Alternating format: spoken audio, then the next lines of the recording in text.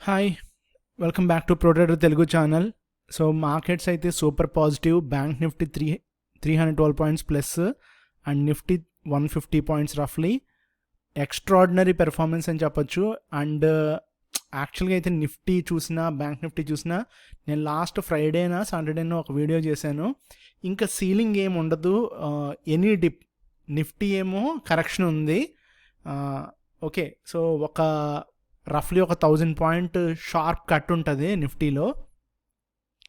Bank Nifty మట్టికి ఏ dip వచ్చినా కూడా లాంగ్ వెళ్ళొచ్చు. నిఫ్టీయే వరకు మట్టికి కొంచెం ప్రాబ్లం అయితే ఉంది. బ్యాంక్ నిఫ్టీ నాకు తెలిసినంత వరకు 57,000, ఇంకొక 3,000 అప్ సైడ్ క్లియర్ కట్గా ఇక్కడి నుంచి కనపడుతుంది. సో ఈ లోపల ఎన్ని డిప్స్ వచ్చినా కూడా, లక్కీగా ఏదైనా పెద్ద డిప్ వచ్చినా కూడా, ఈవెన్ 1000 పాయింట్ డిప్ వచ్చినా కూడా అది బయింగే. అండ్ 500-300 పాయింట్స్ డిప్స్ అయితే కేక్ వాక్ అనమాట, బై చేసుకోవచ్చు. సో ఇలాంటి ఒక బిగ్గెస్ట్ ఒక క్యాండిల్ కనుక పడితే ఫ్రెండ్స్, అది హయ్యెస్ట్ రిస్క్ ఉంటుంది. బట్ అది కూడా బేర్ చేయగలగాలి. నేను ఫ్రైడే కూడా అదే చెప్పాను, క్లియర్గా మెన్షన్ చేసింది అదే. ఇలాంటి ఒక బార్ పడినా కూడా తీసుకోగలగాలి. సో ఇది డైలీలోనే పడుద్ది. ఓకే, కానీ ఇది ఎంత ఆల్మోస్ట్ 6,000 పాయింట్స్. 6,000 పాయింట్స్ చాలా చాలా కష్టం సింగిల్ డేలో. సర్క్యూట్ కూడా వేసేస్తారు. బట్ 6,000లో సగం వేసుకుందాం. సో 3,000 పాయింట్స్ అయితే ఎక్స్పెక్ట్ చేయొచ్చు సింగిల్ డేలో. సో అది మైండ్లో పెట్టుకోవాలి అందరూ కూడా. ఎందుకంటే ఇదిగోండి, ఇలాంటి క్యాండిల్స్ పడతాయి. ఇది పడింది కదా, మరి ఇది పడినప్పుడు ఇది ఎందుకు పడదు? అలాగే పైకి వెళ్తున్నప్పుడు ప్రైస్ అనేది స్లోగా వెళ్తాడు. అంటే కొంచెం ఫాస్ట్గా వెళ్ళినా అవి కొంచెం టైం తీసుకుంటాడు. పడేటప్పుడు మట్టికి అది చాలామందికి తెలుసు, ఇలా పడతాడు. ఇది మొత్తం కూడా ఒక్కసారి కొట్టేస్తాడు.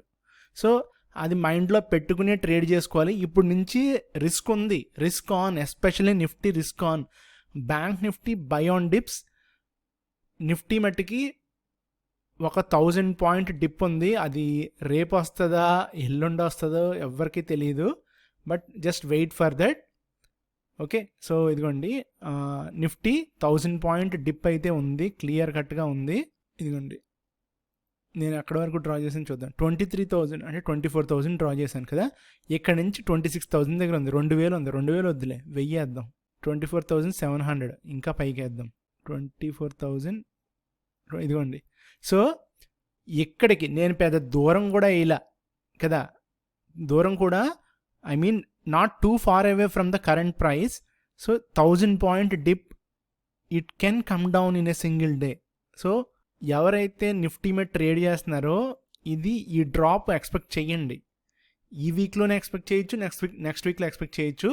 ఒక డ్రాప్ ఉంటుంది. మోస్ట్లీ అది ఎలా ట్రాప్ చేస్తారంటే, గ్యాప్ డౌన్ వేసి ఒక 300-400 పాయింట్స్ లేకపోతే 200 పాయింట్స్ గ్యాప్ డౌన్ వేసి అక్కడి నుంచి కిందకి లాగేస్తారు. ఇదిగో ఇలాగా. ఓకే, సో సివియర్గా నొక్కాలంటే మనల్ని ఇంకో డ్రాప్ వేస్తారనమాట నెక్స్ట్ డే. అంటే ఫర్ ఎగ్జాంపుల్ రేపు ఒక డ్రాప్ వేసాడు ఇలాగా, సివియర్ డ్రాప్ అది.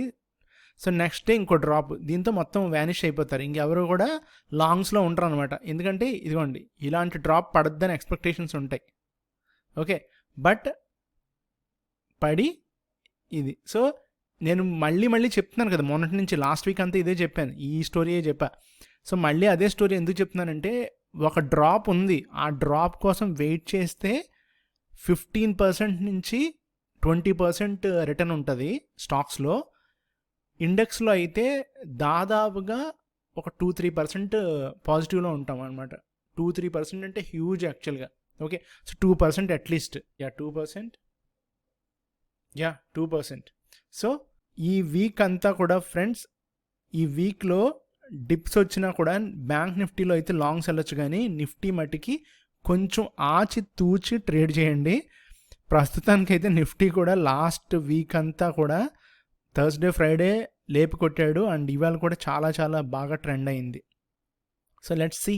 అండ్ ఒకటి, ఇలాగ మొమెంటం ఉన్నప్పుడు ఏదైనా బ్యాడ్ న్యూస్లు రావడం కానీ, లేకపోతే ఏదో ఒక మనకి న్యూస్ అనేది ఆఫ్టర్నూన్ వచ్చే టైంకే మార్కెట్ని కిందకి తీసుకొచ్చేస్తారు. కానీ జనరల్గా షార్ట్ స్క్వీజింగ్ ఉంటుంది. అంటే ఇప్పుడు ఎవరెవరైతే షార్ట్స్ చేస్తున్నారో వాళ్ళందరూ హై రిస్క్ షార్టింగ్ చేస్తున్నట్టే లెక్క. బ్యాంక్ నిఫ్టీ సీలింగ్ లేదు, నిఫ్టీకి సీలింగ్ లేదు. ఓకే, సో అంటే అప్సైడ్ టార్గెట్స్ లేవు. Okay friends, thank you.